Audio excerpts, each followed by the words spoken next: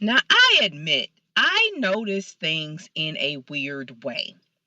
I have noticed that there are seasons where people are extra flirty, extra frisky, and extra feisty. And I am thinking it has something to do with this. And maybe you've noticed this too. Do you ever get a sense that there is more cheating at certain times of the year? If you are shaking your head right now, you are not alone. It is a thing. I am thinking the same thing too. There is a pattern to this.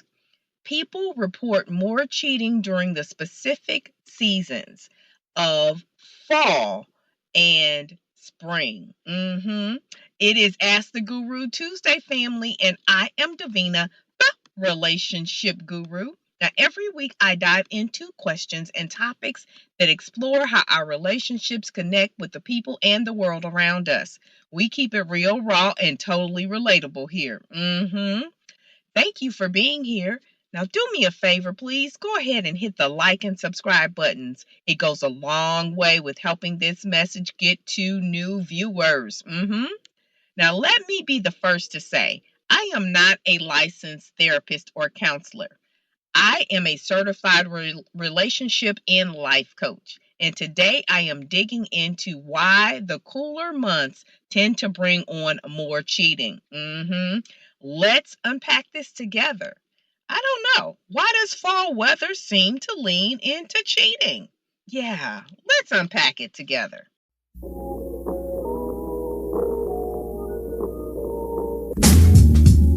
Now, up until recently, January has always been the month of cheating because unhappy people are looking for a new relationship at the beginning of the year. But now the months of September and October are right there close to January. And it doesn't even slow down going into the holidays.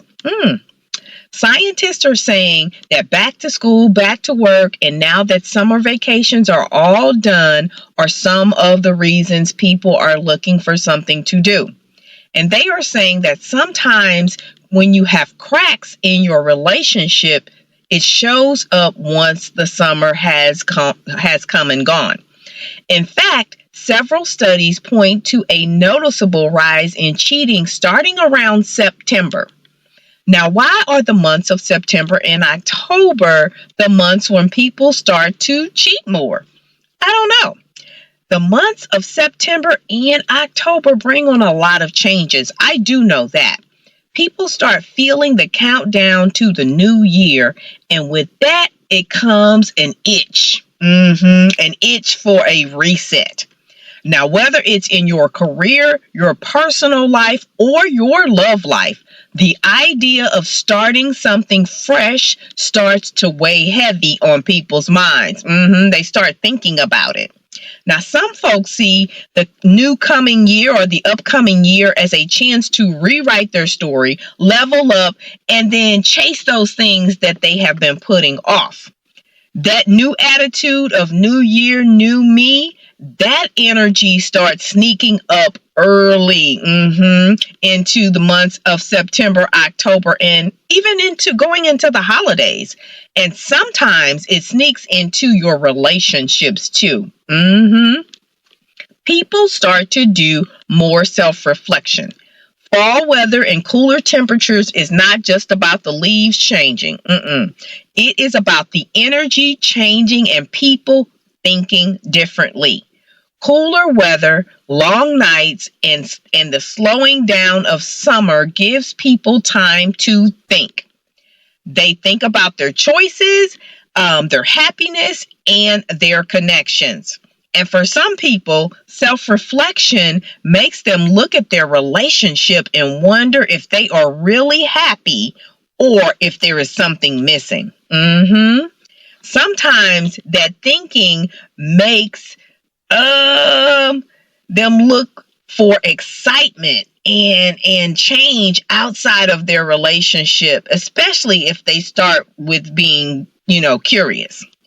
Now, when you mix excitement with the upcoming year and thinking about all of the changes in your life, people start to think differently in every area of their life. So that is why cheating and testing of relationships often goes up in the months of September and October and going into the holidays. People are thinking ahead, looking at their options, and sometimes making decisions about what they want their life to look like in the upcoming year. Maybe it is their current situation. Maybe it's not. Maybe it's your current situation. Maybe it's not. What do you think? I invite you to this conversation. I would love to know your thoughts. I know I learned something from this. I learned that this time of year brings about an early self-reflection, an early thinking ahead and change. Now, that's a wrap for this Ask the Guru Tuesday. So those are my thoughts. That is my research. That was some interesting stuff that I even learned today. Now, I hope I said something that lit a spark or gave you a fresh perspective on your relationships. If I did, don't keep it to yourself. Send this episode to at least 2 people who you know may need to hear it. And see that thumbs up? That is the like button. And that subscribe button, go ahead and hit both of those. That is how you stay connected. Those little clicks seem small, but they are powerful and they keep this space alive and the real conversations coming. And most of all, you hitting those 2 small buttons mean more to me than you know. Now, I'll catch y'all right back here next Tuesday for another Ask the Guru Tuesday. Until then, stay locked in and ciao for now.